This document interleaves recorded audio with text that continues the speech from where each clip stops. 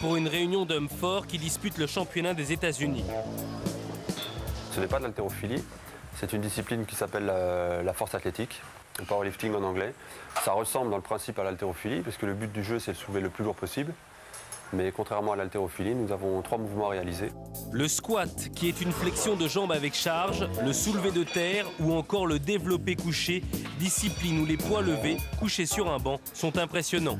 Au-dessus de 100, c'est déjà lourd. Au-dessus de 200, il y a déjà plus grand monde. Et effectivement, arriver à 250, ça devient des barres très très lourdes. Je crois que le record du monde est autour des 300 kg. Mais effectivement, il faut avoir une morphologie qui s'y prête, à savoir des cages thoraciques importantes souvent et des bras assez courts et assez volumineux.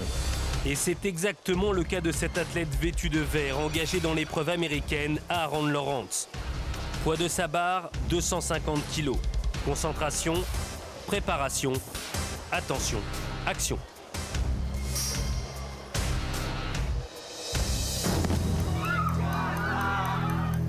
C'est quelque chose qui arrive pratiquement jamais. Enfin, en tout cas, moi, je ne l'ai jamais vu. Il a dû avoir un problème dans le poignet. D'après moi, c'est un problème au poignet. Le poignet a dû lâcher. Parce qu'en fait, s'il n'arrive pas à monter la barre, il ne la pousse pas ou il la redescend. Mais c'est pas normal que la barre lui échappe. C'est vrai qu'il a la main très très droite, donc la barre très très en appui sur le devant de la main. Donc là, pour la maintenir, c'est quand même pas simple. En général, on a légèrement le poignet cassé pour que la barre soit bien en appui sur les os. Mauvaise position des mains, mauvaise prise, résultat douloureux.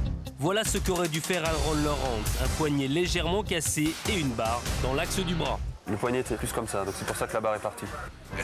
Tout s'est passé très vite, mais c'était comme si tout se passait au ralenti. J'étais en train de lever ma charge, j'étais pratiquement au maximum, quand tout à coup mon poignet s'est en effet retourné. La barre m'a écrasé là, à la poitrine. En regardant la scène, ça peut vous faire rire. Moi, ça ne m'a pas fait rire du tout. Cette barre aurait pu me tuer. La barre lui est tombée, on va dire, sur une partie quand même forte, où il y a les pectoraux, donc il a dû se faire mal aux côtes. Il a dû avoir certainement quelques hématomes, mais c'est vrai que s'il la prenait un tout petit peu plus haut, il la prend sur le cou, et à mon avis, là, il serait très très mal.